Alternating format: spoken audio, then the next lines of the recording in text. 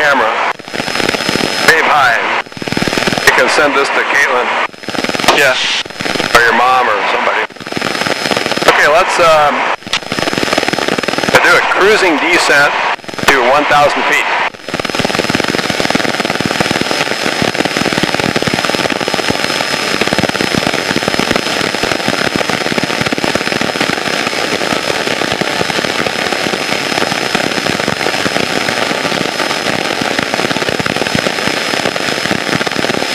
Spring Valley traffic, experimental RV 4 limit up. There is now 4 mile final, 3.5 mile final, runway 27, full stop, Spring Valley. Okay, he's doing a full stop over there. Sounds like he did not do a traffic pattern, he was more or less straight in. Yeah. That's okay, it's legal, but you have to watch out for it, and won't be recommending that you do it anytime soon. Just the straight in idea. Crabbing a little bit. We're slipping. No?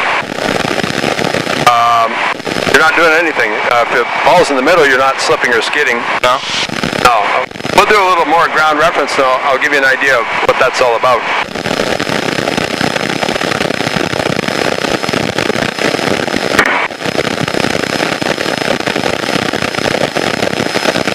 We're not really going in that.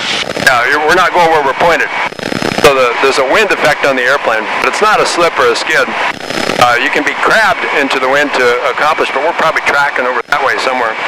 What I'm going to ask you to do, there's a road coming up that's a north-south road. Let me take the airplane a minute and I'll get you in position. You have control? I have control. I'm going to try and track along that road. We'll set up a more normal cruise here, cruise power setting. You see the road that goes quite a ways north and south that I'm approaching here? Yeah. Okay, we're going to turn in a coordinated fashion and track along that road. Now, what's going to happen if I point directly with the same heading as the road? You're going to go off the side. Yeah. Spring Valley traffic, 4 limit up, and now 1 mile final, full stop, runway 27. So I won't let that happen. I'm going to set up a crab angle. And you kind of experiment. You'll see it happening right away, so you can say, well, okay, if I turn this thing and stop my turn right about now, I'll probably go and track right along that roadway. There's that guy. See him? Okay, yeah, I'm good. Have eyes like Lindbergh. Okay, notice on the ball of our airplane, we're not slipping or skidding, but we're tracking correctly with that roadway. So there's a crab angle here, and if our destination was right down there by 100 miles, we'd have to crab like this all the way. But we're flying the airplane in a coordinated fashion. Now there's another way to accomplish it, which isn't very comfortable. We can skid, and actually we're going to be slipping the airplane. Now I'm heading the direction. We're moving sideways through the air like this, and we're staying pretty much over the roadway. But you probably wouldn't fly to Portland like this. It would be uncomfortable. So you're only going to use this technique in a crosswind landing on a runway. We're landing on that runway. That road is a runway right now. We would hold this right at the last to touch down and track correctly with the runway. Otherwise, if you're yawed like this, and you try and touch down, it's dangerous at the very end because the airplane wants to roll in that direction. Yeah. So, that's good. You just landed. Okay. Your airplane, you have control. I have control. Let's stay at 800 feet. And let's follow this road right here. Get right over the top of it. And you're probably going to notice not much crosswind because it's more or less facing into the wind. We're going to fly west a little ways and then pick out another road that goes to the north and track along that.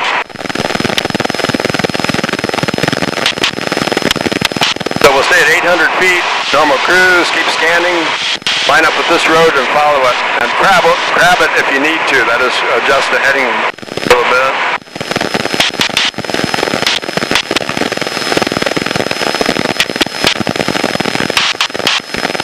Grandpa still there? Yeah, looks like it.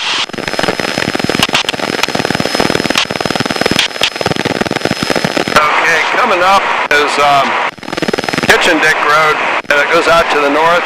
And what we'll do, if you might not see it just yet, but it goes out that way, so we're going to try and track along Kitchen Dick. By tracking, I mean you follow it exactly.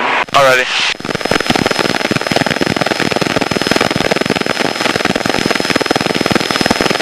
This one right there? Yep. Goes out far enough, we'll be able to see the effect of the wind here. Shallow your turn just a little. Remember, our ground speed is very low now, so it's going to take you a long time to get turned on that. What do you think will happen here? The wind is going to keep trying to move us this way, so roll out right there and see what happens. Just a little bit more. Yeah, so we're tracking pretty good right along Kitchen Dick Road. That's a pretty big angle, like maybe 20, 25 degrees of difference. But we're in trim. Now let's try slipping the airplane. I want you to push the right rudder over the left wing. And now you've accomplished almost the same thing. That is, we'd stay right over Kitchen Dick Road. Okay, I'm going to relax my grip. You hang on tight and control the pitch as well. Don't let it pitch up. Push down, push down. Hold the slip. Hang on to the rudder. That's a pretty big deal, isn't it? Okay, relax it. Relax the slip. Just release the controls. Release and go neutral, and it pops right back out. Okay, that's the deal. And on crosswind landings, if you wait till the very end, you got to do that. You go like that and land on the upwind tail first. Okay, when we go back to Squim Valley, it's not going to be like that because we don't have a crosswind.